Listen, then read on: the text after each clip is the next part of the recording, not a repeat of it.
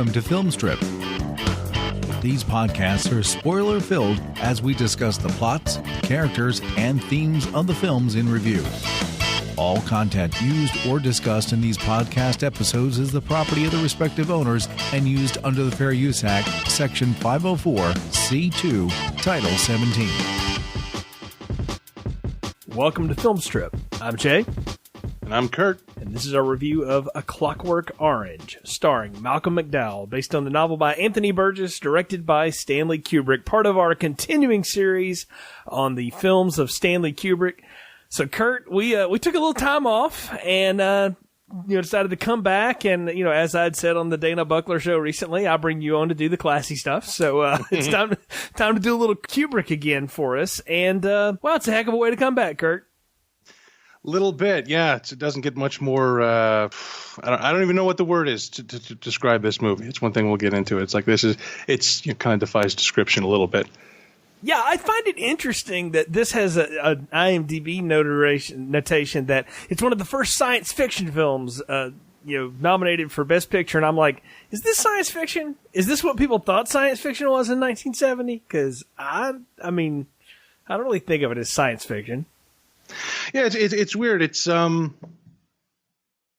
1971, I guess this could possibly be seen as high tech, but you watch it now, and it comes off as either too fantastical to be real, and at the same time, it's like bang on with the 21st century we're in now. Sometimes, yeah, it's a little close to home, oddly enough, for 2019. I mean, or at least a version of it, depending on what you believe, and how you look at the world. But yeah, it's a very dark vision. And this was a book that, a former co-writer with Kubrick introduced him to back in the Dr. Strangelove days. And, I've heard multiple versions of, when the Napoleon movie went sideways, what Kubrick did next. I think it's Barry Lyndon, which is the next movie. But I've heard that attributed to this too, that he lost all his funding for that because a movie called Waterloo went under. But he decided to do this one, and this holds the notoriety of being the fastest turnaround Kubrick movie ever. I mean, they shot it in a few months and turned it out in less than a year. And he turned in a 4-hour cut, hired a bunch of editors, and got it down to the 2 hours and change that we have here. Yeah, that's one thing that's very striking on the documentaries. They point out it's Kubrick follows his biggest film. And there's even an argument for it to be, the biggest film of all time with, 2001: A Space Odyssey. As far as like a scope and a vision, something so huge and so expensive, he follows that up with something relatively low budget. Certainly when you compare it to 2001, it's gritty, a lot of handheld. And I think it was said Kubrick, he wanted to see if he could make a small movie again after making, Spartacus and Dr. Strangelove, and he kind of did.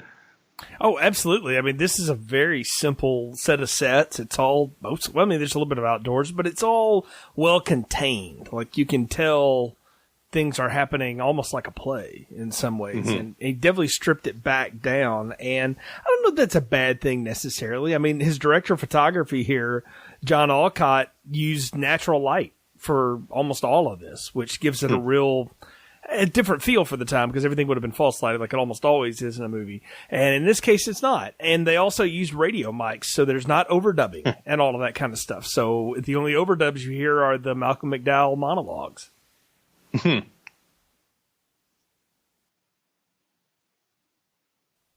So with that in mind, it's a different kind of movie and take, though, because what Kubrick is going for here, or I guess what he was attracted to, was could he film something that had the incredible amount of disturbing information that the source material held in it. And of all the works he's adapted, this one is allegedly the most closely adapted to the original work. So have you ever read the book by any chance?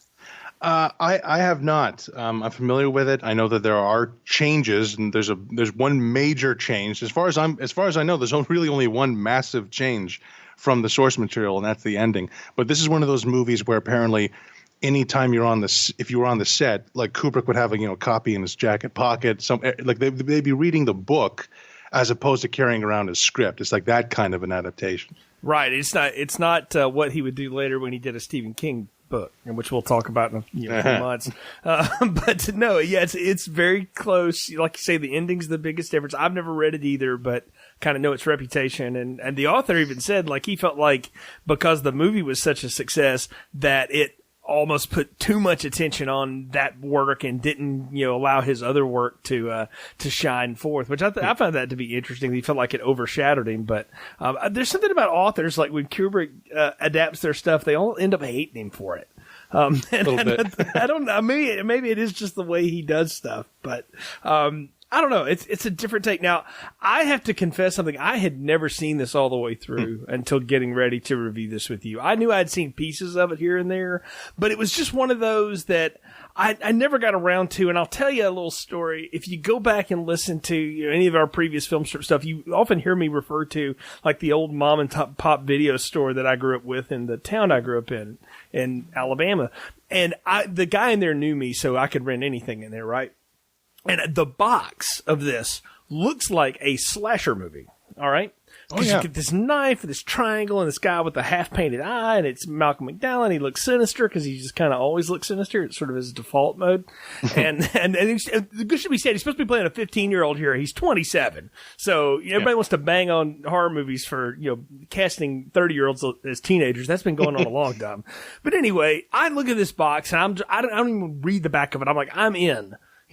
Sat down, and I go to rent it. I'll never forget this guy going, he knew what I liked. He's like, trust me, Jay, you don't want that. Like, that ain't for you. And I was like, really? He said, no, it's not what you think, man. And I was like, really? And he said, no, it's not a slasher movie. So I ended up renting, I don't know, probably the 13th, 8th, or 6th or something, and moving on. And I never thought about it again. And of course, in college, people talked about this all the time, and I saw pieces of it here and there. But I had never sat and watched all of it. But I felt like I knew what the story was because being around, folks like you and film Twitter and all that, you just sort of pick up this stuff. It's like you know it. And or in more recent for us, like if you didn't watch Game of Thrones, you know everything you need to know about the end of it now if you hang out on Twitter at all. So you've seen it memed to death. So I had never seen it all the way through. So watching this, I watched it twice for this review.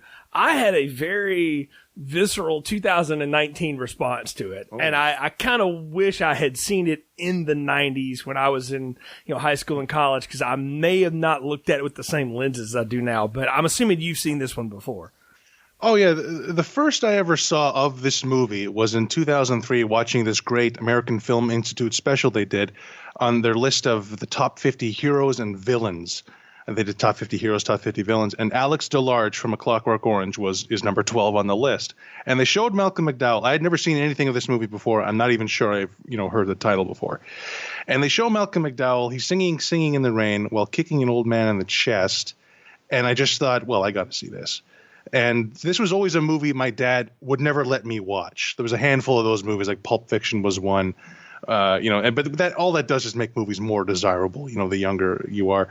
And I finally ended up watching it in 2007 when Warner Brothers put out all these great Kubrick DVDs with loads of special features and interviews, because it took a while for that to, release to happen.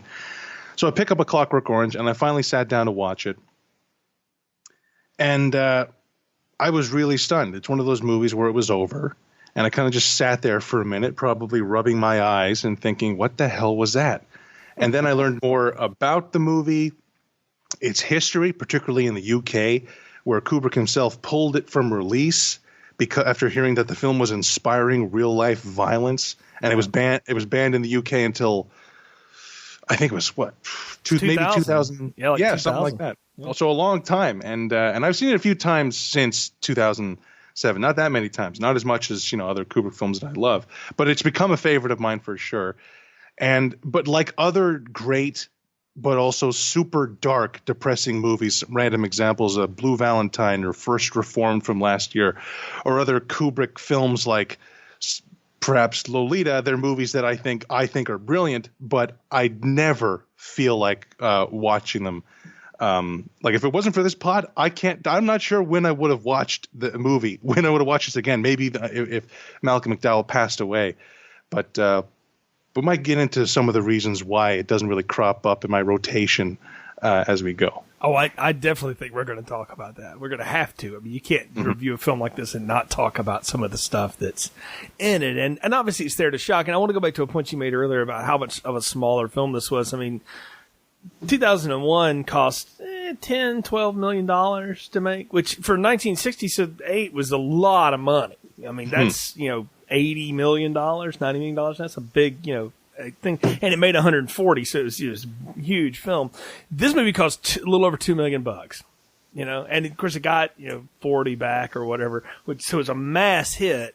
And that's amazing considering it had almost no European distribution at all.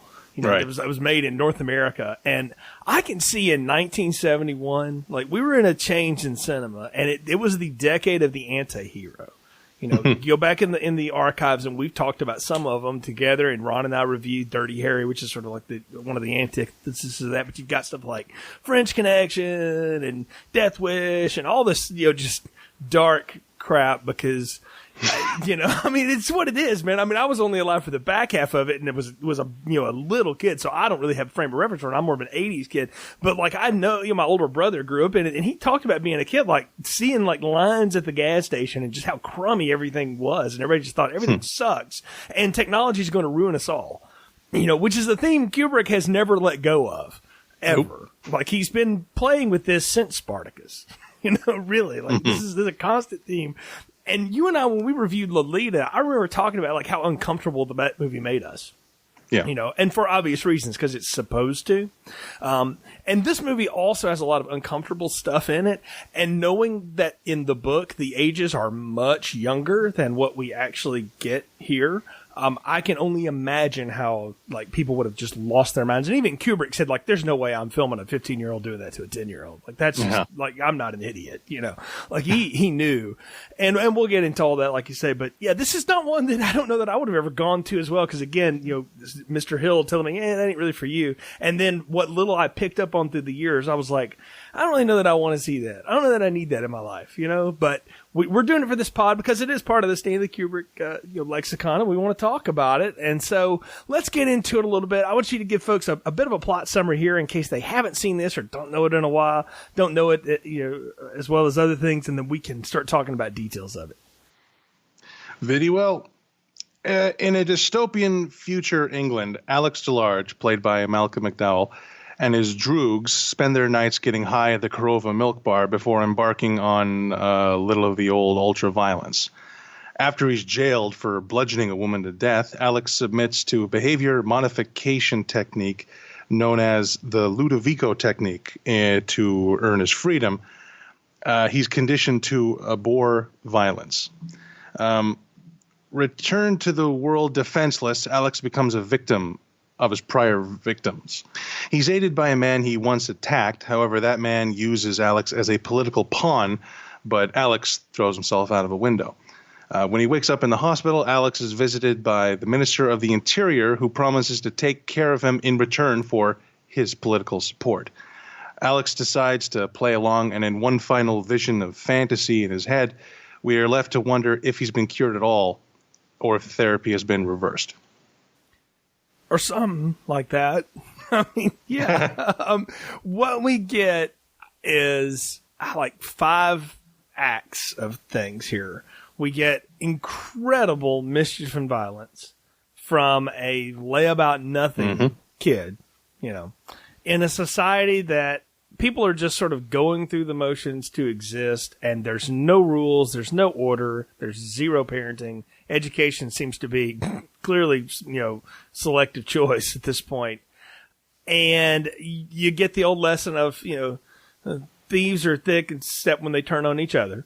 And so, which has been revisited time immemorial at this point. And then we get the sci-fi part, which is the revolutionary technique while also making a stab at, is prison really, rehabilitation, or is it just conditioning? And then we set this guy loose back, and he gets a little bit of the old comeuppance. But as it all turns out, he's basically a pawn in between a couple of different political factions, and I don't know. There's a lot of Ludwig van Beethoven and a lot of really gross nudity and violence and weird shit arama. And that's all I can do to say about this movie, man. I mean, it is a jarring experience to have this laid upon you. And what gets me about it is, I mean, this movie is 48 years old or 38 years old. Yeah, 48 years old at the time we're recording this at this point. So it's nearly 50 years old. And it looks incredible. Like I mean, so I watched the version that was on Netflix, and on my, television. I mean, it looked amazing. And I thought, man, there's nothing like natural light and a good old film camera that just captures something that looks so real. Absolutely. And that's a thing with Kubrick. He can't help it. He started his career as a still photographer for, I think it was Look magazine.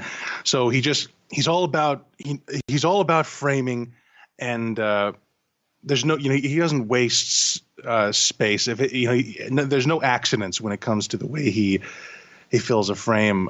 For instance, the opening shot of the movie, this incredibly long dolly back as we start on Alex on his eyes. He's looking right into the lens. Everyone else is looking away, and that sets. Kubrick knows what he's doing, and Alex's monologuing narration. Begins. So right off the bat, Alex is looking directly into the audience. He's looking in. He spends the entire 2 hours getting right into your brain, into your soul, and doesn't let go until even after the credits. No, I mean, he's there to tell us the story. And there's even the bit at the end where he talks about, well, obviously I survived it because I'm here to tell this tale to you, my brothers. And he uses this real, I don't understand the language here. And part of this is just me being a dumb American and not knowing this stuff. But I'm told like this is a combination of like British slang and Russian slang translated into English with a little bit of side rhyming. And I don't know what the hell. Like he's speaking English that we can understand, but he's putting together phrases and words and combinations I had never heard of before, and I don't know that I've ever heard anywhere since.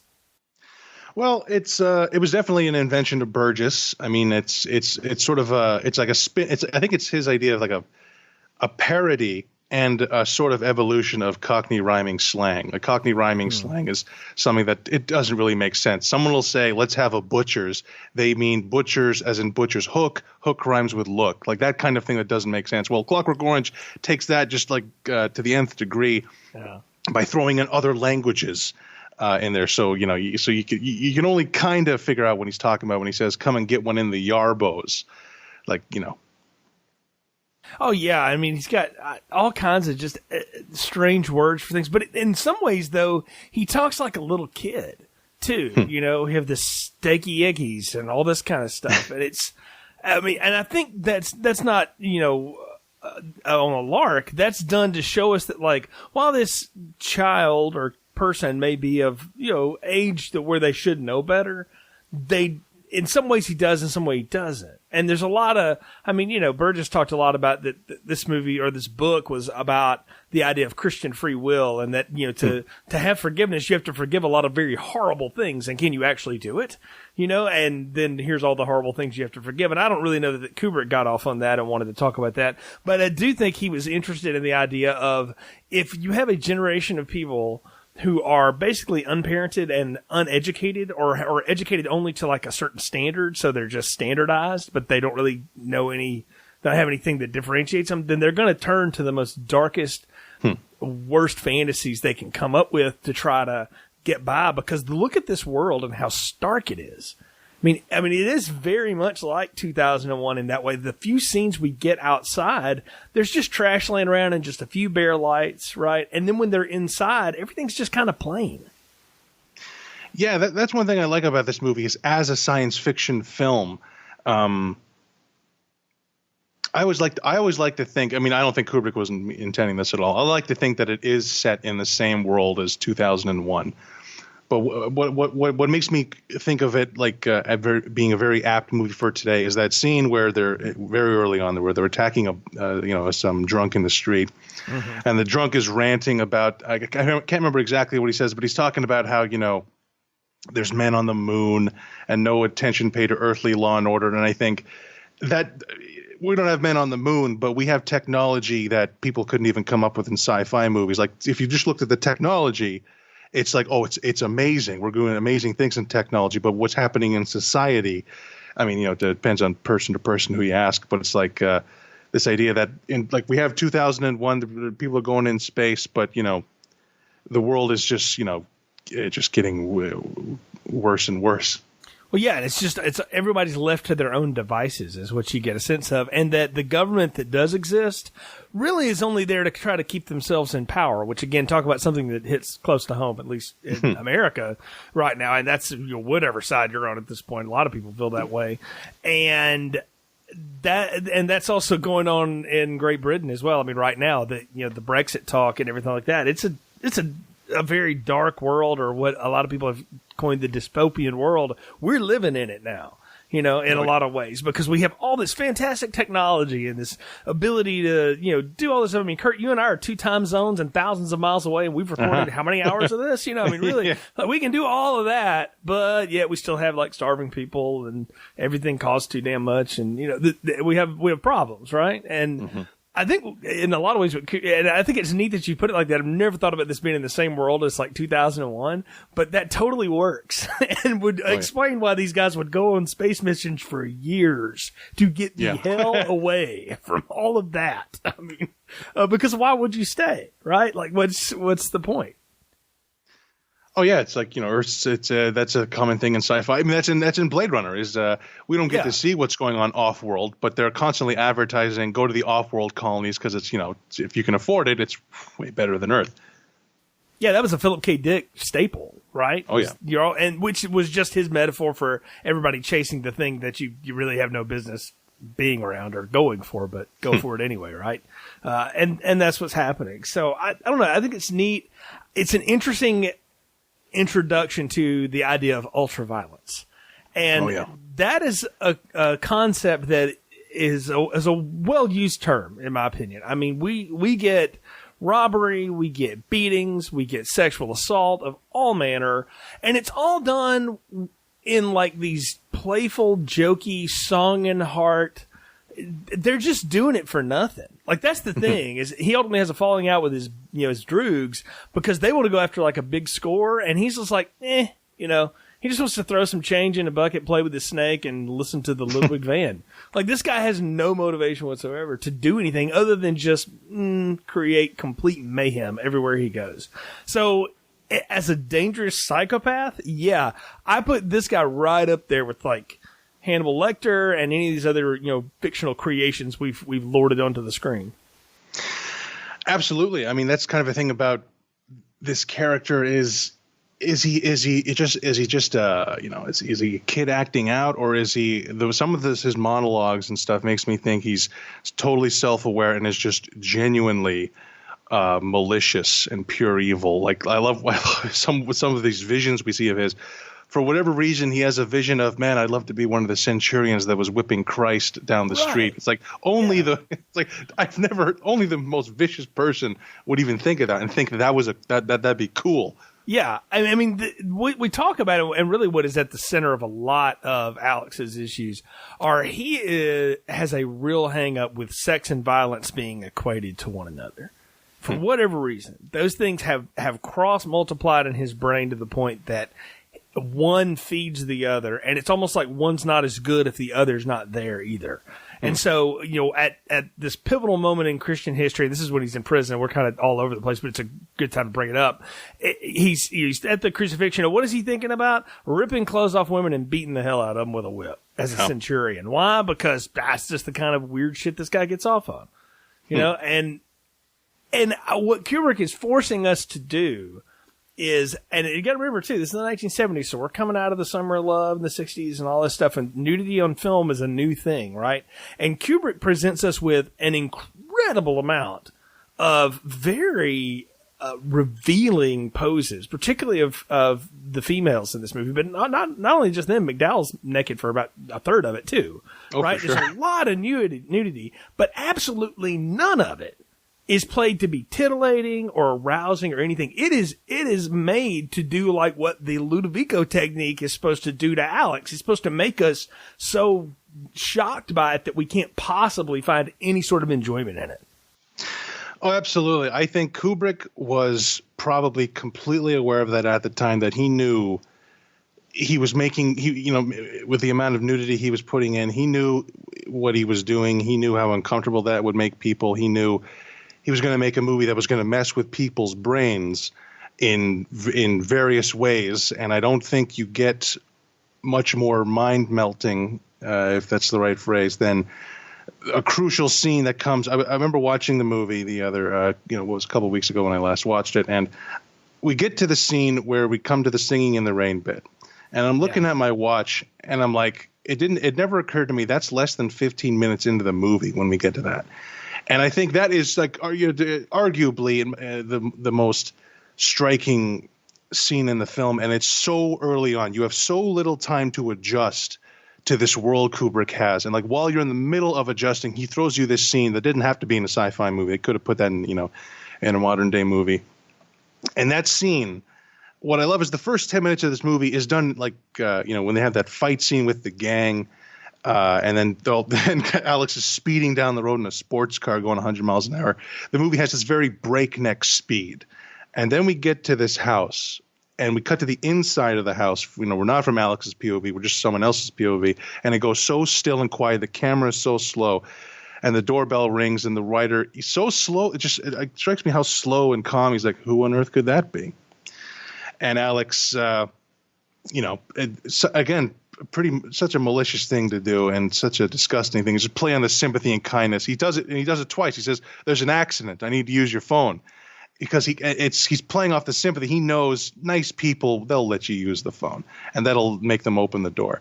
And that gets us, to Kubrick. Every Kubrick movie has at least one scene, or sometimes 4 or 5, but scenes that are just iconic, that will live on forever. Whether it's a certain line, an image, you'll never forget it.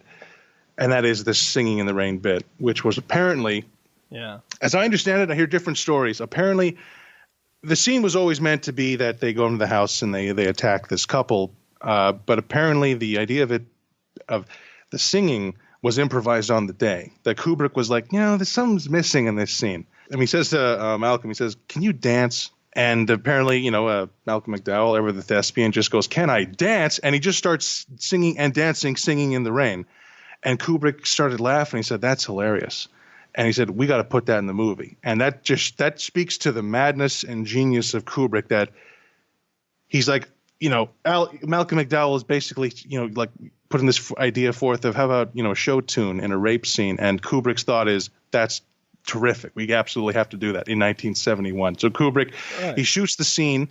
As soon as they were done, he calls his agent or his managers, and he buys the rights to the song, like probably $50,000 American at the time, that night, and he puts it in the movie. And that song, as far as songs go, this is Hollywood royalty here. This would be like if he used Somewhere Over the Rainbow from Wizard of Oz in a scene like this. And before watching the movie for this pod, last time I watched it was a few years ago. With my dad, I was at home. There was a Kubrick marathon on TV, and me and my dad, we watched Dr. Strangelove 2001, and then this. The night before this, by pure chance, I had just watched Singing in the Rain for the first time, and it had become one of my favorite movies. It's an absolute gem. And then to watch A Clockwork Orange the night after is so insane. It was so surreal. And apparently that surrealism carried on into real life, because Malcolm McDowell was at some Hollywood function and he bumped into Gene Kelly. He said, hey, Gene Kelly.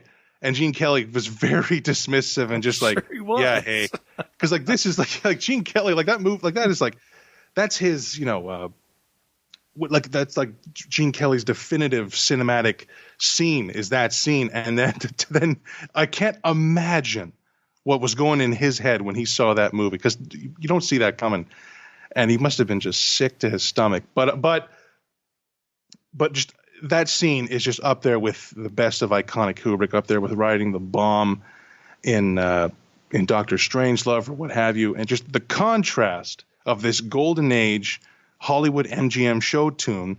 The lyrics stand out to me. Like there are lyrics about, having a good time despite bad surroundings. Like the lyric, it's a love song. I mean, it's about being love struck, and you don't care that you're getting rained on. You're just dancing and singing down the street in the rain. I mean, that's the ironic music part of this. And poor Adrienne Curry.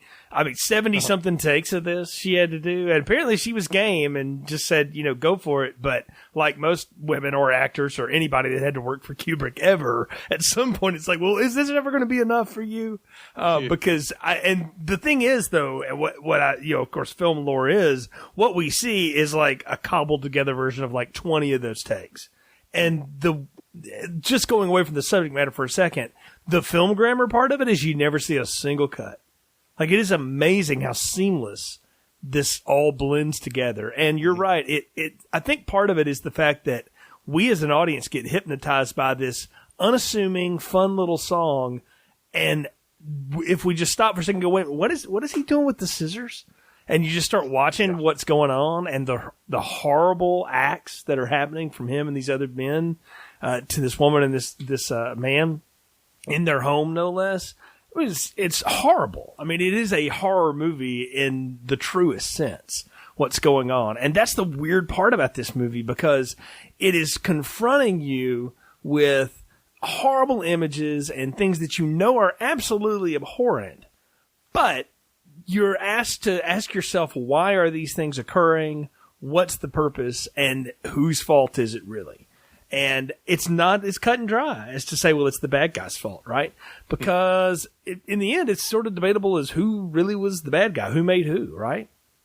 Yeah, a little bit. I like to think Kubrick in that scene, I wouldn't say he succeeded entirely, but I think, like I said, he was trying to mess with an audience's head because he's trying to mix, this brutal violence and one of the most terrifying kinds of violence, like a home invasion. This idea that you're, like the Psycho, like the shower scene in Psycho, this idea that you're not safe in your own shower. Like that's what this scene is. Like you're not safe. Like you can't even be safe in your own home. You open the door the wrong time, some guy's going to walk in and do that too. And that's kind of an extra thing. Is a little tidbit is that it seems to me that there, like, this added malice of it is that he makes the husband watch. Like he has one guy holding him down, making him watch that scene.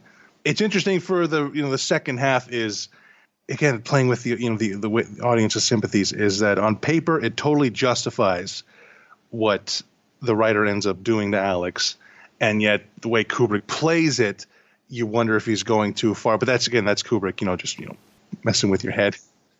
If you want to have this society where everything is absolutely cut and dry to this, and we just want to ignore all of our problems and focus on all the cool new shit that we have, this is what you get.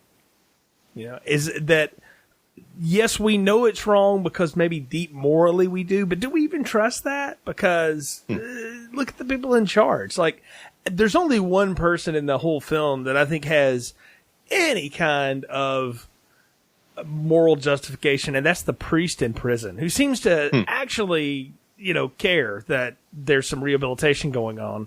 And I had to catch myself with modern sensibilities, being cynical and guessing, like, is this priest up to something? But I think if you just watch it for what it is, like, he comes off as like an actually genuinely cared person, but he's just another idiot that gets duped by Alex. Because that's the thing, like, Alex is the ultimate psycho, right? Like, he's charming, and he's smart, and he's relatively strong, and he's absolutely friggin' ruthless. He'll pull out a knife and cut his own friend's hand, then go take a beer and say, "No, we're good, right?" Like, what a madman, right? I mean, that's what's going on. All while, again, he's just dismissive of his whole family and all this stuff happens, right, to set up the scene. And you're right, Kurt. That's the thing that's jarring about this, is in the first 20 minutes of it, you're introduced to a language you don't know, in a world you can't imagine, and people that you're obviously meant to follow this character, and he is doing horrible stuff that you're having to reconcile with, all before you even meet his family, right? And then, you get his family, who seem like they're at least 60 years older than him. Right, which I guess that could also just be a times thing. Like I remember thinking, like when my parents were 40, like God, my parents are old, and now I'm like that ain't that old, So I'm 40 for a while now, but yeah, I guess that maybe is the hubris of youth is that you always assume that. But look at the way the authority figures treat him. Nobody holds him responsible for anything. Even the friggin' truancy officer who has that incredibly awkward conversation with him and ends up hitting him in the nuts. And I was like, I get why this world is so screwed up if these are the people that are running it. Oh, yeah, that whole section where we come to Alex's house. Now, they never say what his age is, but I wonder if it's meant to be this unbelievable jaw-dropping surprise that this is a guy who is living at home, and like they're talking about him, like, are you going to go to school today? Like they don't say he's 15, but they suggest that, at the oldest he's 18. He is a teenager. Like I could buy Malcolm McDowell as a 19-year-old maybe, but I love the depiction of his parents. They are completely oblivious to Alex's life, deliberately or not, but they don't have a clue. No. What he's up to. And I love that character of this Deltoid, Alex's probation officer, keeping a watchful eye on him. He can't prove it, but he knows what Alex is up to at night and despises him. And I love that actor, Aubrey Morris is the actor's name. And I just love this character. He's so part of the characters of this movie are just amped up, just 10% past the way real people are. He is so over the top with the way, just like the way, yes, Alex. It's very, very creepy, and he's meant to be, the quote unquote, good guy.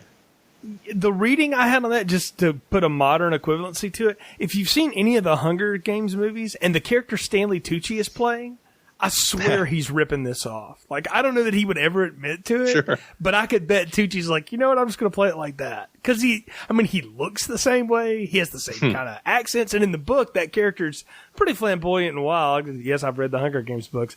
But he's pretty much like what Tucci is, but I almost reading the book now, too. I'm like, that was kind of like a ripoff of the Clockwork Orange guy at Deltoid here. Because it just seems like that. And I started to think about it, like, how many times have I seen that character in other things? Think about the sheriff or the trooper or whatever, the Texas Mountie at the beginning of From Dusk Till Dawn.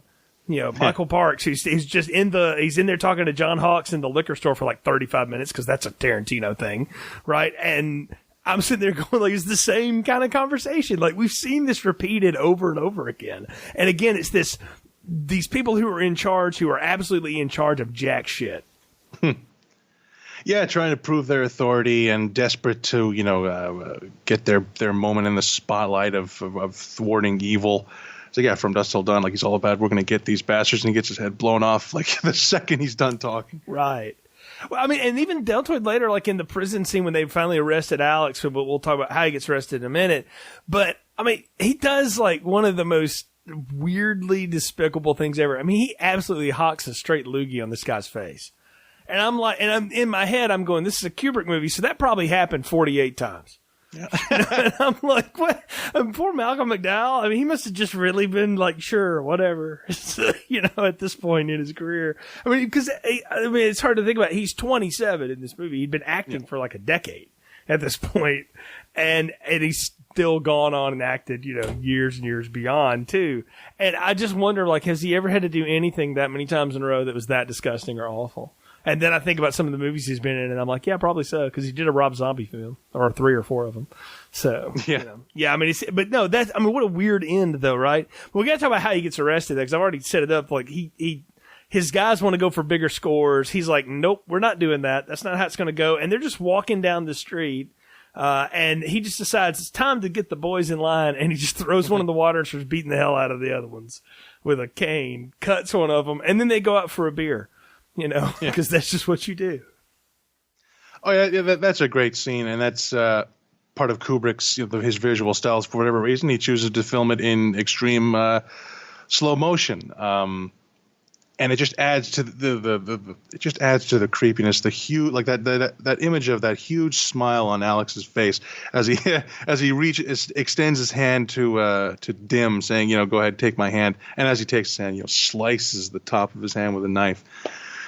And like there's a tension in the first half before he goes into jail in every scene because, like right off the bat, we see what this guy is capable of physically. And it just it adds tension in every scene, even that scene where Deltoid's in his bedroom. Alex, he's only in his underwear, but we still think like if Alex really wanted to, he could probably tear this guy's head off. Right. And I mean, we'll see how good or how violent he can be, good he is in a fight later. But all of this is to set up, again, the idea that, well, if you turn on people enough, they'll do one of two things. Either they fall in line or they realize we don't need you, and they're going to turn on him. And that's exactly what happens. They find a way to turn on him at their next big score, right? Because they're basically just going to do the same thing again. They're going to confront the homeowner. They can't get let into the house, so Alex jumps in through a second floor window, and they're fighting. And I mean, the woman comes at him with a bust of Beethoven, and his response is to grab this huge phallus. And this is Kubrick like making fun of modern art. It's got to be, and he basically beats her to death with it. Like he doesn't know he's beating her to death with it at the time. He just thinks he's knocking her out, but he beats her with this huge ceramic penis. Which is again, it's just shoving it in your face how sex and violence are the same thing in this psycho's mind. Oh yeah, and that's part of the world Kubrick creates, and in a lot of the art direction is well, not the art direction, but there's certain elements where like at least in this version of London, how sort of sexual imagery is so prevalent and like in your face. Like when there's a scene where Alex is in a record store and he's chatting up these two girls, and they're eating these lollipops that are blatantly phalluses. Mm-hmm. And it's like I think that's I don't know if that's Burgess or if that's Kubrick saying this is according to Burgess and Kubrick, that's just part of the book and just part of the whole story and everything here. But seeing it visually versus reading it's just different things, I mean, it's a different medium completely. And I think back to this time and what the world was like, and I cannot imagine what people were thinking when they were sitting in a theater, munching on some popcorn, and then this huge ceramic dick starts to murder this woman. I mean, really, like I'm chuckling, but I'm also going, how horrible could this have been? And I'm beginning to add, and this is where I really start to ask, like, what is the point of all of this if you're just going to offend? Like, this is the thing that, like, it's one of the reasons I turned on Kevin Smith movies, because at some point it just goes like, how many times can you just say the same thing over and over again? It's something that turned me off of Tarantino movies, was that how long can we possibly extend the same violent shit over and over again, and feeling like we're just remaking Reservoir Dogs every time we make a movie with them. And I just get to a point where it's like, and same with Rob Zombie. At some point, stop grinding my face in the mud and let's have something to say. But I really don't think like there's that much to say until we get to the prison part. Like we have to go through this 30 minutes of hell really to get to what I feel like is the better, more interesting part of the movie. And I wonder, could you have got us there a different way without all of this stuff that really is hard to watch? Well, that's interesting. You saying that the second half is better. There's, arguably it might be. One thing I like about this movie is that Kubrick does this a couple times where you have distinct lines of, you got your first half or your second half. Like Full Metal Jacket does that, where the first half is a completely different movie than the second half. And that, similar to Clockwork Orange, where Alex Large being on that villains list is because of the the first act of this movie. And it is very extreme and extremely uncomfortable, but I think you need to see the most malicious, evil bastard possible in order to help start messing with your brain as far as sympathies go as the movie goes on. Because the worse he is, the weirder you're going to feel any chance you feel sorry for him. Oh, absolutely. And I'm watching this in 2019 in the what I call this true crime wave that we're in popular culture right now. And we've been writing it for several years now. And it's podcasts, it's documentary shows, it's movies getting made about stuff we've known answers to long ago. I mean, they just came up with a new Ted Bundy, movie that's on Netflix, and it's really good. Zac Efron's really good in it. Lily Collins is good in it as well. And it's telling a story that if you know the Ted Bundy story, you know this. It's not anything new, but a newer audience needs to see it. But I'm wondering, like, why are we obsessed with this kind of stuff? Well, it's the same kind of sensibilities that Kubrick and Burgess are making comment on here. Like, we're so obsessed with all this evil shit, but we want to act like it's all okay, right? Because we hang up our religious paintings and all that. And what has happened in the future here, and you brought it up, I mean, you've got like religious murals in the back, and there's a bunch of like phalluses painted on them, and you know, it's grotesque, right? And it's defaced, because if everything's okay, then there's nothing to, you know, morally regulate anything, right? And while that sounds on paper like, okay, yeah, everybody's free and they have this choice, if you give people all this ultimate free choice, right, what do they do with it? And I think what Burgess and Kubrick are saying is they do the most awful possible things with it. They either ignore the problems in front of them, or they have people who act on those impulses, right? And that's really what's happening here. Like, Alex's parents and his friends and everybody around him know what is going on, but they're just not doing anything about it. And he is just acting on every impulse he's got. Yeah, that's the thing about this movie. I think Burgess was more about this than Kubrick, but Burgess said the whole point of, like, the theme of Clockwork Orange is free will. Like, and you know, I never heard Burgess say this, but I like to think Alex, he is absolutely the embodiment of free will, but in the worst way. He is what happened. Like, this is a guy who will do anything he wants whenever he wants, whether it's having a snake in your drawer, listening to Ludwig van, or doing a home invasion. He just does anything that comes to mind. And a theme of the movie is taking away someone's free will, which we're getting to. Yeah, and so Alex goes to prison, and the thing about the whole prison scene, it's not the trial that I'm really interested in. It's when he goes to prison and he's getting checked in. Kubrick takes a good 10 minutes to go through this processing part, right? And it is again, it's cold, it's sterile, it is somebody who refused to follow the rules, who can do the whole fake yes sir, no sir thing, but now has to actually follow the rules, and there's somebody who's going to keep him in line to do it. I love this warden, chief officer, or whatever we call him here, and I feel like I got like a big Peter Sellers off this guy, and I couldn't find anything to say if maybe he was up for the role, but I feel like he's doing a Sellers in this. Oh yeah, Michael Bates is his name, and he plays Barnes, the prison guard, and he just makes me think of Monty Python. Like, to me, I look at him and I see John Cleese. Like, I guess this was like right when Monty Python was happening, but if this was 10 years later, I think you would get John Cleese to play this guy. And yeah, this idea of Alex is this petulant kid, and here comes this guy who probably hates kids. He hates Alex. He knows what he did, and he's very, very English as far as being what's the word? Like, it's very proper, it's very prim, exactly. and it's all very sharp. It's like, yes, sir, and he's got these like hard steps and all this stuff. It's almost a little German in there too. A little bit. yeah. I mean, you got to feel it in there, right? Oh yeah, and it's he's like that great bit where what is it? He's taking out his pen, and Alex just kind of tosses it on the desk, and he just tells him, pick it up and put it down properly. It's like, this is the kind of this, and obviously this is a kind of order Alex has probably never had to deal with in his life. Can we talk about the fact too that he gets 14 years in prison for murdering somebody? I mean, even if it was second degree murder, or he gets 14 years in prison.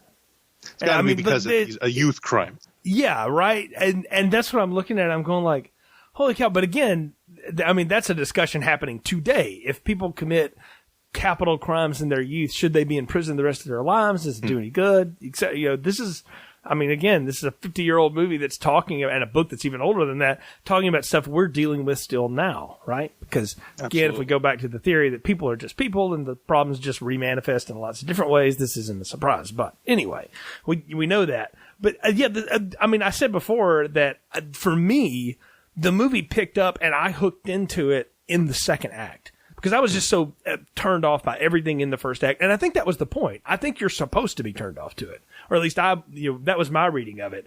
But now I'm into so what happens to somebody like this? Like, what can we do for them? Because he's clearly still a wacko, right? And even in prison, he's still out of his mind. And again, he's having, crucifixion sex narratives in his head, right? While he's acting like he's being a pious little, reformed boy. And what he figures out is he can sit near the window where the sun is if he pretends to read the Bible more often. And he's obviously picked up enough to learn it, right? Because it's a good psychopath thing, right? They act like they give you the answers that they think you want to hear so that they can gain favor.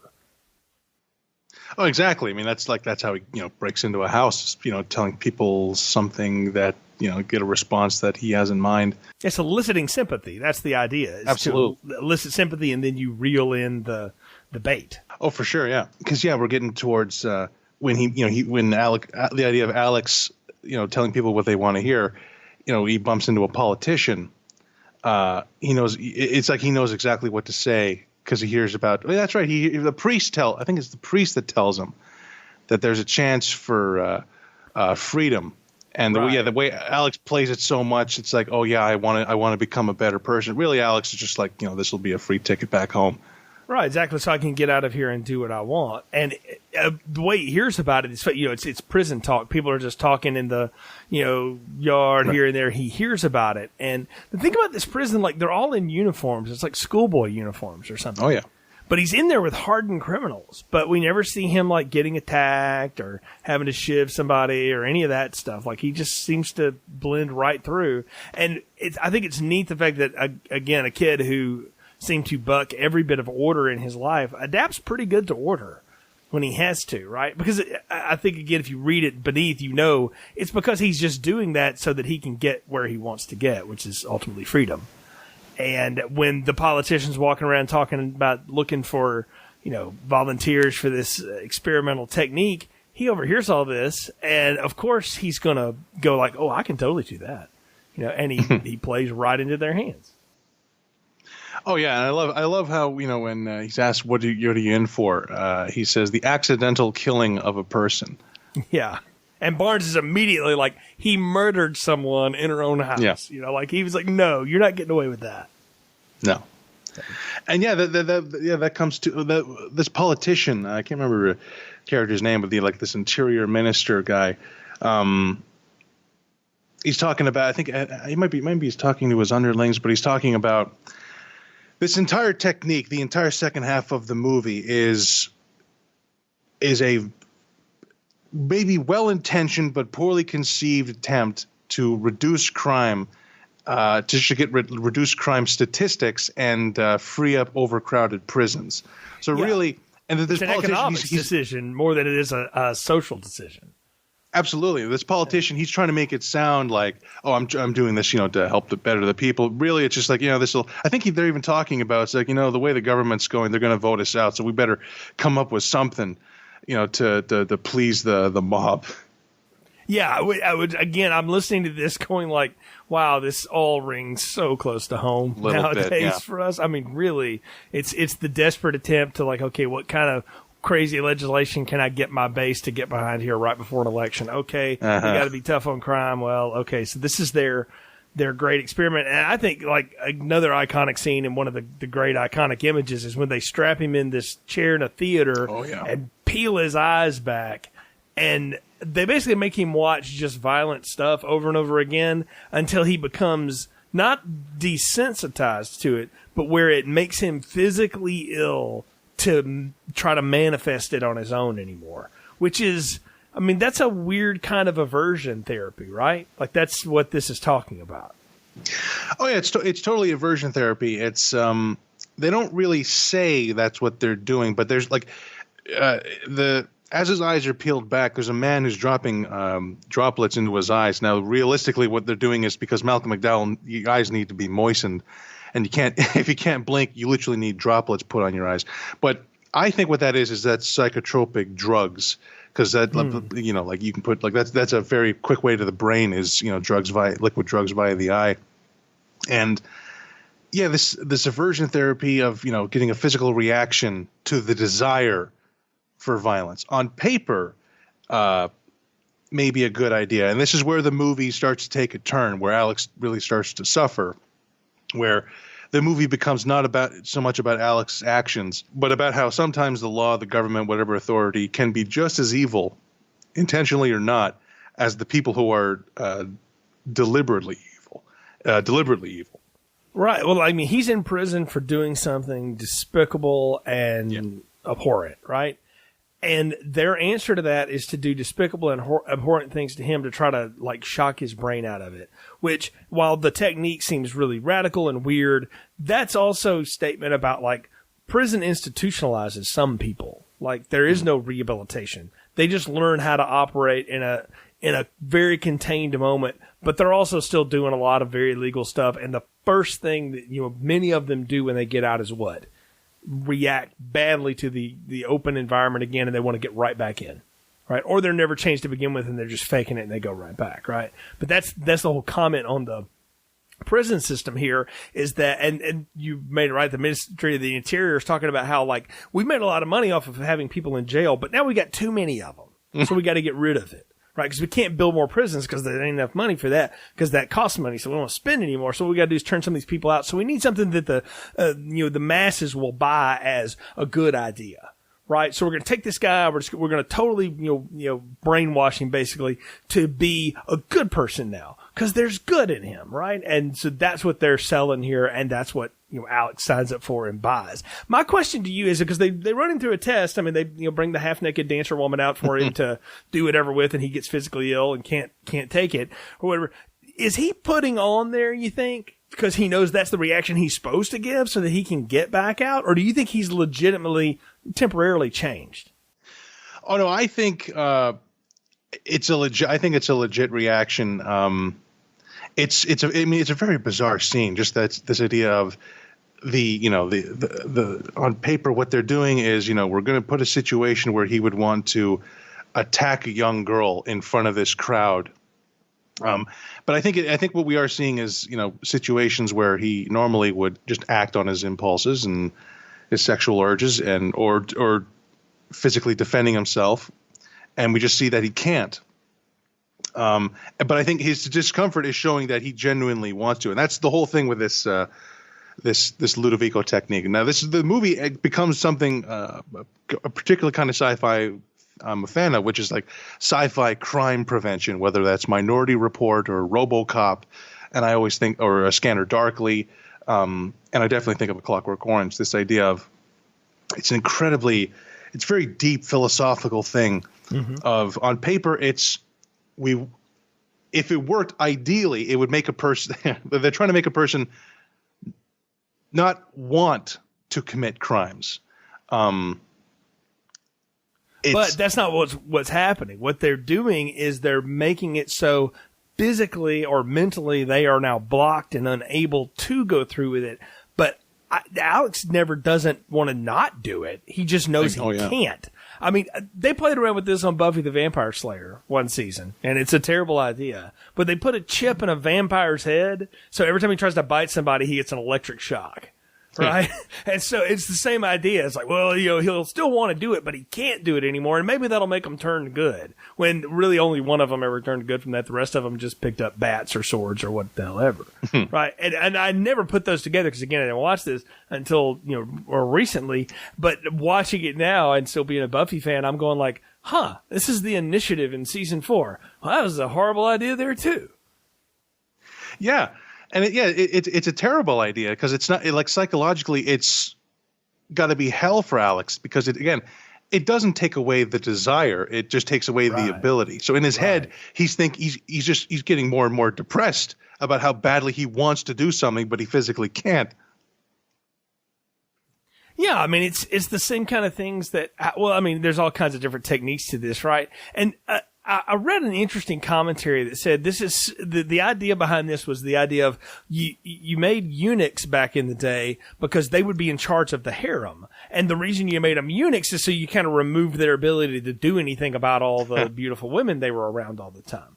Right? But what, the Egyptians and everybody else realized later on was like, well, some of them sort of took to that and dealt with it just fine as their lot in life. There's a lot of them that the mind still had the same desire, whether the ability to act upon it was there or not. So they became really cruel, vicious people. Right? And so then that's, again, why that's a bad idea. And then, some eunuchs make it all the way up into high government and then get betrayed and turned into dragon meat real quick too, as we learned very recently on HBO. Uh-huh. but really, I mean, it's the same idea, right? It's like, well, we'll just remove the glitch and it'll fix itself, right? And again, the comment on the government or society wanting the government to just fix it, just make an answer and get to the end of it. And I don't want to know the gory details, just fix it. And reality, you can't, some of this stuff you can't fix. There's some people that are just bad. And that goes against the idea again of, being able to control free will while at the same time exploiting the idea of, well, if free will is a real thing, can you actually forgive someone for the horrible things that they do? And what we'll find in the third act is that no, you cannot, is what Kubrick is saying. Yeah. Because when we meet Mr. Alexander again, he is most definitely not in a forgiving mood. No, and the politician in this elaborate demonstration, which is so surreal. I always remember there's the image of the naked woman taking her bows and the audience applauding. I love when we cut to the prison guard he's so baffled by this. Like, he's clearly a guy who's like he's a little bit more from the real world, and he can't believe what he's watching. But I love when the guy's kicking the shit out of Alex. He just starts laughing because he's like I've been wanting to do this, for the whole 2 years he's been in jail or however long it is. And the politician, he makes this speech again where it's like only on paper does it work. He says, I can't remember exactly what he says, but he's compelled towards good by being repelled from evil. And it's like, that's right. Like, it's such a politician BS thing. It's like, that's not exactly how crime works. No, and it's not how you deter crime either. Like, this idea that like it will deter, it's the same thing that if you tell people like, I don't know, if you tell people they can't have something, what does that immediately make you want? Yeah. The thing. If I tell you, Kurt, you cannot have any coffee tomorrow, what's the first thing you're going to be thinking about when you wake up? Friggin' coffee, right? Yeah. So the idea of taking something away and acting like it doesn't exist anymore is not a realistic answer to anything, right? It's not, especially not a realistic answer to crime. Right. It may get people out of prison that you don't want to, pay to be in prison anymore, but you're just turning people back out on the streets that have nothing left to do. And then what happens to him is he goes back home and like his parents have rented out his room. They have completely moved on from him. He's friggin' homeless. He can't do anything for himself. Right. So he runs into the bum again, and the bum and like his bum gang decide to get a little comeuppance on this dude, right? Because he would remember him that well, right? I guess you would if you remember somebody kicked your ass. So they beat the crap out of this poor kid, right? And he winds up in the pouring rain on the doorstep of the man whose house he first attacked in the opening scenes. Because life is a big circle, right? And it's a dark one. Oh yeah, like this. His release from prison, one thing that stands out to me is that the government, the prison, absolutely no follow-up program. They just say you're free to go, and they don't not like check good. in a week to see how you're doing. Here's here's an apartment. It's just no, you're quote unquote free to go. And I love this scene of Alex's parents, incapable of expressing that they just would rather not him being part of his life, because clearly they probably were at the trial and they heard the things he did. They really don't like any good parent probably might want to shun their child after that. And I love this guy, the lodger, very blunt. He hates Alex probably as much as anybody. And I love how Alex tries to take a swing at him, and he can't. Like, again, clearly he wants to rip this guy's head off. I love how blunt and down to earth his reaction is. He's just like, that's disgusting. It's enough to put you off your food. And it's such a bizarre crime prevention technique. And but that scene, the score in that scene, while his dad is trying so delicately to say, well, we can't very well kick Joe out, and the score in that scene is so over the top, emotional and soapy, and reminds me of a very similar scene in Lolita where James Mason breaks up with Lolita, and it's the same sort of cartoonishly sad music. And I say like cartoonish and like hilariously sad because it's like, we're trying to elicit a sad reaction, trying to make us feel bad for this guy who was, sexually assaulting a woman while singing show tunes. But yeah, at this point in the movie, Kubrick is trying to be like, oh, poor Alex. You know, he's having such a hard time. Like his mom crying for him and stuff. And yeah, at this point in the movie, you know, the movie is trying to make us feel bad for just such an evil human being. It's just, you know. Right. And putting him in a situation that is going to be super tense. Like, that's the thing, is this movie's all about tension, right? And Kubrick loves building tension, and he's going to let it build and build and build. And we know this is the same guy. And we see this guy's life now. He's in a wheelchair. He's got Darth Vader there pumping weight and, like, dragging him around places. Which, I mean, I was looking at that. I was like, that's Browse. It's got to be. And I looked at it. I was like, oh, of course it is. You know, and apparently, like, the scene where he carries him down the steps, like, he begged Kubrick, like, please don't make me do that more than a few times, because that, I mean, like, he was literally worn out the 6 times he had to do it. And I can see why. That is not an easy task to pick a man and a wheelchair up and walk down 12 stairs, you know, on a hardwood floor. So it tells you the kind of shape this dude was in. But you have all this going on, and we know, like, this isn't going to go well. So he takes him, yes, we'll take care of you. And he doesn't realize who he is. And he knows Alex's story, and he gets on the phone with, you know, some people, right? And he's going to tell them, like, this is one of those people we've been hearing about in the, you know, the news, that the government is taking these poor kids and they're trying to rehabilitate them with this horrible technique, and they're just throwing them out on the streets, and this will help us, you know, win our freedom, or win the next election or whatever. So he's going to make him into a pawn. And it's when he hangs up and Alex is singing in the rain in the tub, and he hears it. There's this close up on his face, man. Like when he's bent over in the wheelchair and he's just shaking and like drooling uncontrollably. And I'm going to see that shot again in a few movies in The Shining, but holy cow, what a reaction to somebody like being triggered basically by a horrible thing. And then from then on, everything the guy does is ultra sinister. Have more wine. Have some more. Buries his face in the spaghetti. It's such a weird turn in Act 3. And like, you know it's coming, but when it happens, you're like, oh man, this is when this movie goes like, you know, Eli Roth, and people's toes start getting cut off and stuff. Oh yeah, it's hardcore.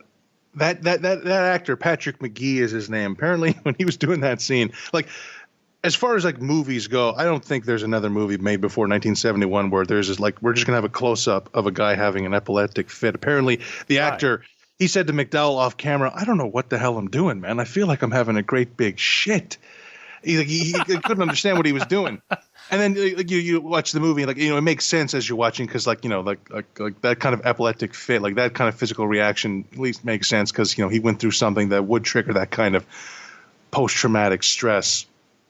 And yeah, I love this bizarre trying to hide the fact that he's about to get the drop on Alex. Like, he's just barely containing his rage, but also trying to be a host. You know, try the wine, and he starts talking about his wife, because, you know, obviously when, you know, see David Prowse, when first time I watched, like, well, what happened to the wife? Did they kill her? And you find out that she ended up succumbing to the rape, and they says a victim of the modern age. They don't say exactly what that is, but I always assumed that Alex gave her an STD or something. Well, I think there's that. I also think she killed herself. Like, that's the way I read it. Oh, yeah. Was that the trauma from it, she just couldn't live anymore and killed herself. Yeah, that'd be about right, because that'd be tough to go day to day after going through something like that. Well, I mean, yeah, and what a horrible thing. I mean, again, it's the tragedy of this is that there's no winners. There's just casualties in all this. Yeah. You know, it's horrible. But he's telling him all of this, and we're starting to figure it out. And then again, he passes out because obviously he's drugged the wine, you know, and which, who couldn't see that coming from 100 miles away? And it's, again, it's such a weird scene. He's like, please have some more. And it's just like if he had a mustache, he would twirl it. Oh, yeah. And then these two people, just random people, show up to pick up and my question is, what are they going to do with him exactly? Like, are they just going to hold him hostage and then, like, you know, turn him out like, I don't know, a circus animal or something when they have a political rally? Like, I don't understand what their plan is exactly. Like, if they want to tell people, like, this is the horrible stuff that happens, well, sure, but, like, how are you going to prove it? Are you going to let him talk? Because you clearly aren't interested in that, and how can you control what he's going to say? Yeah, these characters, I like to think they're probably not malicious people. They probably, they showed up with this idea of, that we're going to see how messed up this kid is and we're going to help him out. But the opponents of the current administration, and they just want to see this technique in action, help drum up attacks on the other side. But the writer is, he's not interested. He was interested in that when Alex first showed up, but then he realizes this is just perfect chance for revenge, because I think Alex, he very unwisely tells him that the films that they showed me, they just happen to be using the Beethoven's Ninth Symphony on the soundtrack. So anytime I hear that, I get physically ill, and I think he even says, I want to kill myself, and you just see the wheels turning in the guy's head. It's like, oh, I'll tuck that away for later. Well, yeah, and that's what they do, right? Is they strap him upstairs, lock him in a room, and start blaring the ninth, throughout the house, and he loses his mind. He starts banging his head on the floor. And I mean, I'm watching Malcolm McDowell 1, 2, 3, 4, 5, hit his head on the floor, and I'm going. I mean, in the head, I'm going like, this is a Kubrick movie, so how many times did you have to hit yourself in the head before he said, yeah, that'll do? And I'm like, probably, I don't know, 100, 150, who knows? So, I mean, he had to do all of that, and then his answer is finally like, screw it, I'm jumping out the window. And he does, and lands on the patio, but we know he's not dead because he's been narrating the whole damn thing to us the whole time, right? So he gets out of it by being able to wake up in the hospital, and now he's having all these weird dreams, and like the doctor and the nurse are having sex in the room next to him, and I don't know, man. Like it's again the movie won me over. I was like getting into it or whatever, and now it's just like now we're in friggin' Looney Tunes. I don't know what the hell's going on at this point. It gets really strange, but we get more and more of his narrations of how they keep feeding him and he gets back together. And then we have that weird scene with the psychologist or psychiatrist who comes in and she shows him like incomplete thought bubble cartoons and he's supposed to fill them out for her. And everything he says is like the most violent, awful thing you could possibly say. So clearly the large hit on the head undid whatever the Ludovico technique was. Yeah, he also talks about, he probably did land on his head, and he says, I was having dreams that like people were digging around in my brain. And what I think that's the government, they got wind of this story and they said, we better, this is really bad. We better fix him up and reverse this technique. And yeah, that bizarre, word association test that the psychologist seems very pleasant, happy with his answers. But the answers that he's giving is showing that this is a deeply disturbed and violent individual. But these are the answers that they want to hear to see that he's all right now, that he's talking about violence and rape. Yeah, he's back to the way he was before. So we reversed it because you get the sense that like the government realized, hey, this is going to blow up in our face. So the only thing we can do is we need to act like it never happened. We need to cover it up. Right. And their ultimate answer is, look, we'll give you a good job. We'll take care of you. As long as you just say like, hey, that didn't happen. I went to jail and then I got out of jail and now I'm an upstanding citizen. One thing I like about that scene is I think the interior minister is the one who says, the people who did this to you have been arrested. And it's like this, as if the writer hadn't suffered enough. It's like now his chance at revenge. Now he's the one going to jail.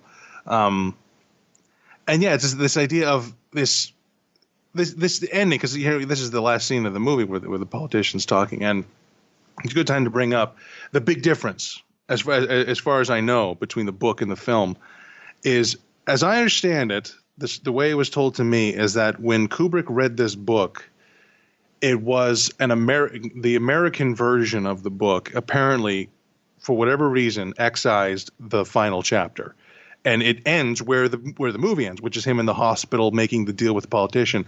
Apparently, the ending of the book is after that scene, Alex is in public and he meets a girl and he has a normal relationship. And all of a sudden, he snaps out of it entirely and he goes, what the hell have I been doing with my life?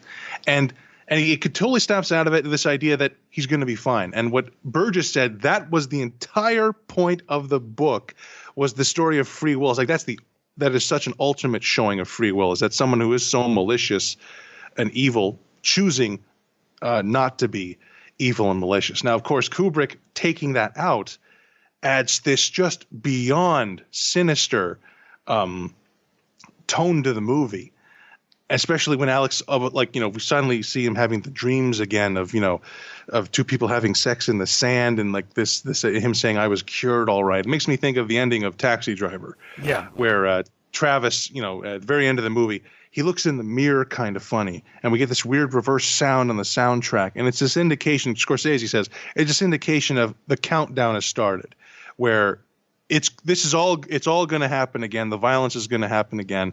It's just a matter of time. And this idea is, maybe Alex is going to be a politician or whatever it is, but probably between the hours of 10 p.m. and 2 a.m. he's probably going to get up to the same stuff. Well, and again, going back to the 70s and even up until now, right, there's this huge distrust of our governments. And it's often been a part of popular culture where if you look at these people that wear their suits and ties and they look all prim and proper in the day, but they're into some really weird stuff if you peel away the layers, or they do some really sinister, awful things that we put people in prison for in other scenarios, but they do it because it's legislation. Or whatever, right? And that's I think that's what they're playing off of here too. I honestly, hearing the way that book ends or whatever, I'm like, oh, that's a real different, bright, sunshiny day from what we just experienced. I kind of I think Kubrick may be right on this one. No, this needs to end with him going, that it's a great line too. It's like, I was cured, all right. I was right back to where I started. It's just that gleeful McDowell way of saying things. Oh, yeah. You're like, well, there's a lot of people that are going to be dead now because of that. So thanks a lot. So, but it leads you to the ultimate appraisal is to go, what good was any of it, right? Because the world's still in a crappy place. You've got two competing areas of the government, neither of which seem to actually have people's best interest in mind. They're just interested in power, right? Yep. And maintaining power, right? And so that's a very kind of libertarian or anarchist view of this movie, but I think that's the point. Oh, yeah. It's people that are only concerned with re-election and probably, writing a good book when it's over, even if it means trampling all over basic human rights. I just finished rewatching the first two seasons of The West Wing, which is one of my favorite shows. And as I'm watching it, I had Clockwork Orange in my brain thinking, this idea of the government taking away the most basic of human rights by, trampling over someone's free will would make every character in The West Wing, kneel down, crouch in the corner and cry, because it's just such a horrific thing to do. And that's kind of the question of this movie. I wonder if Kubrick, I know that this is what Anthony Burgess was saying. Kubrick seems to have a message of just people, I was cured, all right, this idea that people don't change. If you're evil, you're going to be evil your whole life, which is a pretty cynical, negative thing to say. But Burgess was saying, this idea of, is taking away someone's free will in itself a more evil act than the worst things a person can do with their free will. Right. And of course, I don't know. I'm not sure what the answer is to that. Because again, on paper, this idea, if you could make a criminal not want to commit crimes, if that worked perfectly, yeah, that'd be good. But this idea of taking away their free will like that, it's like, well, I don't want. It's like it's a very difficult and dangerous question. Well, it is a difficult, dangerous question. And what the film says and what the book is saying here is that even if you think you can deprogram it, they never took away Alex's want to do evil things. They just made it so freaking uncomfortable for him to do it that he knew it's just like a dog. They just made a shock response out of it. Exactly. Again. And so you don't really change it. I go back to my Buffy thing from season 4.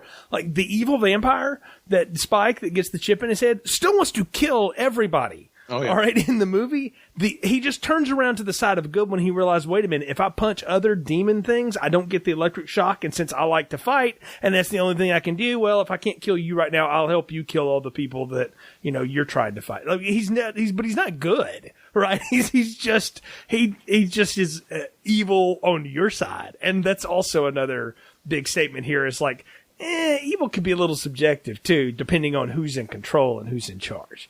And it's a dark world, man. And and we talked about it coming out of 2001, right? The idea there was that technology is so much smarter than us, but what if it became paranoid?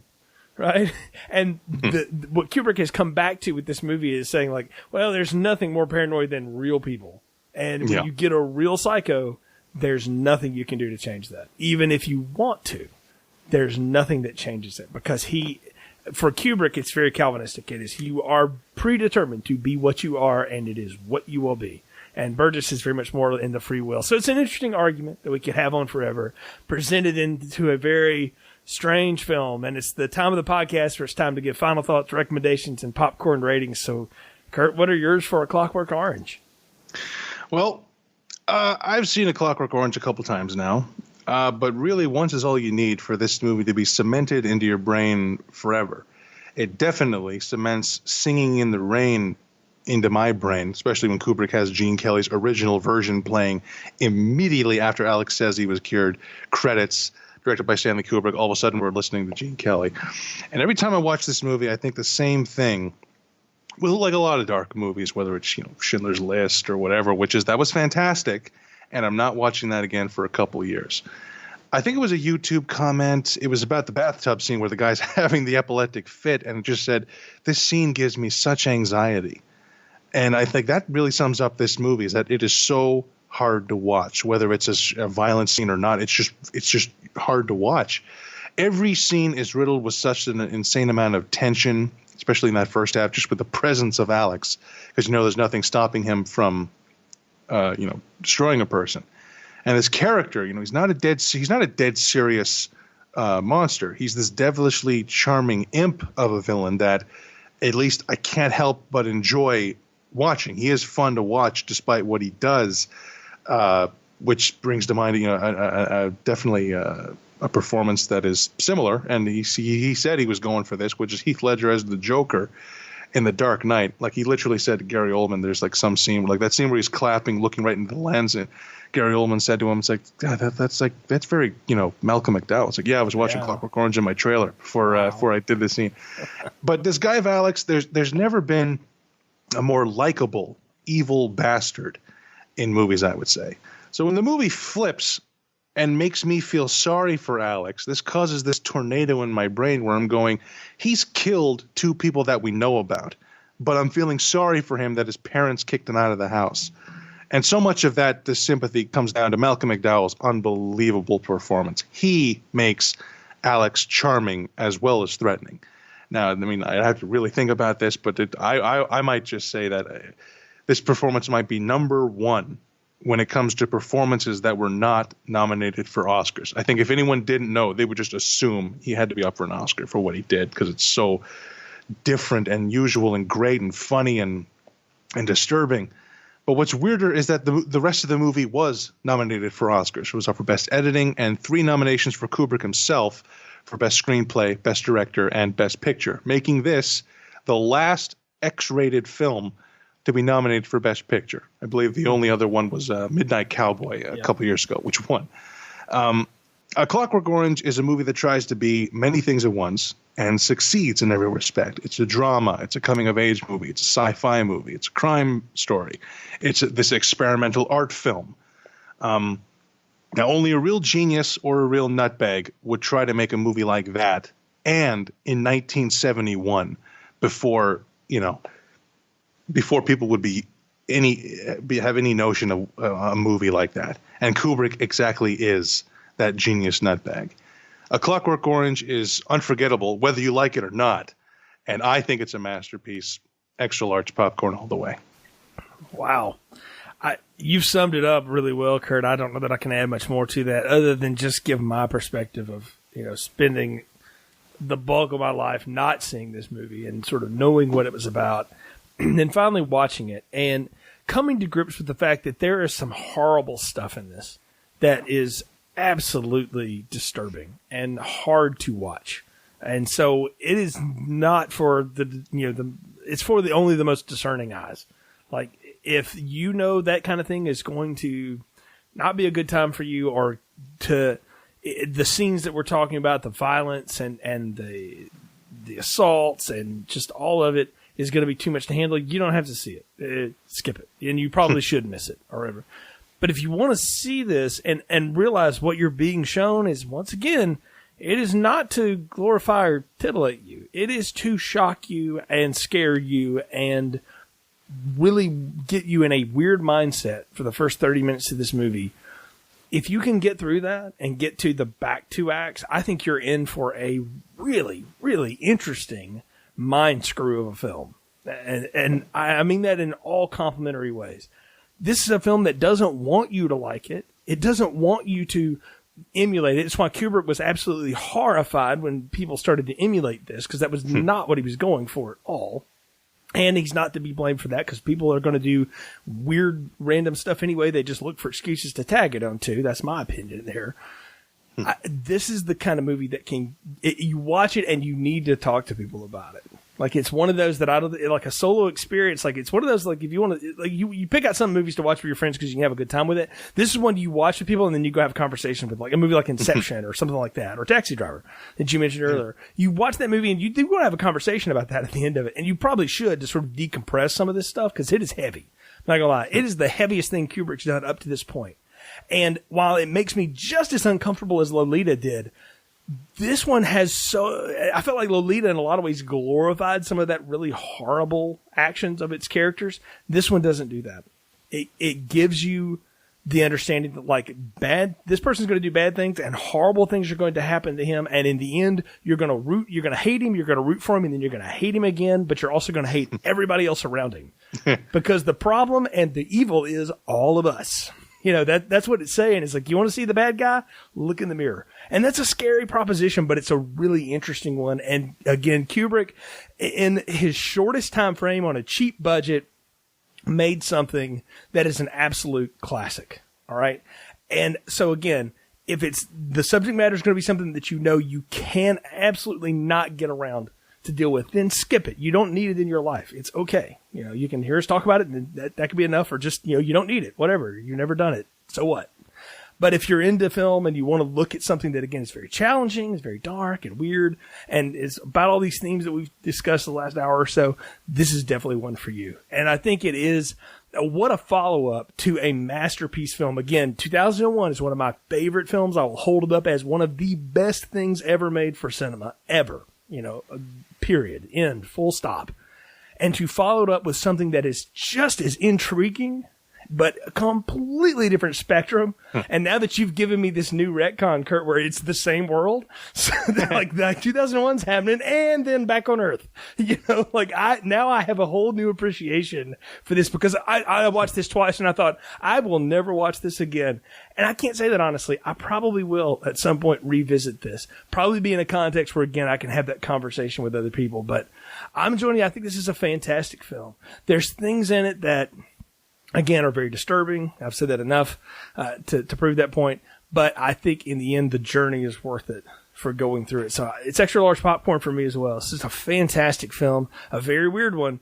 And we're going to take another big left turn when we visit Kubrick again, man. We're going to do some French Napoleonic era history type stuff now. Barry Lyndon. I've never seen Barry Lyndon, so I have no idea what I'm in store for here, other than Ryan O'Neal is in it. So I know I'm going to get Lifetime movie on a big screen.